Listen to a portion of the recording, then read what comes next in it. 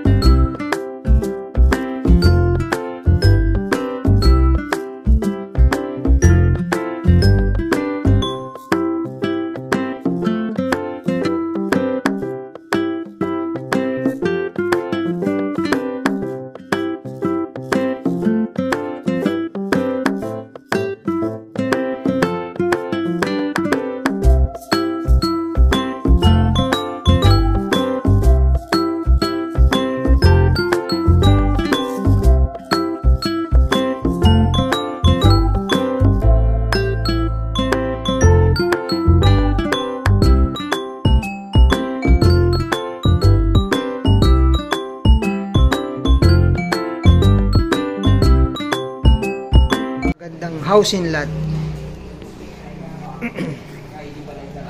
Backyard lang yan. Lumaboy ko ng backyard yan. Ay, maluwang pa pong pagtaniman dito ng ano, mga gulay-gulay. Ay, nakabakod pa sili po sa side. Ako nakabakod dyan. Sa bubong okay pa naman po.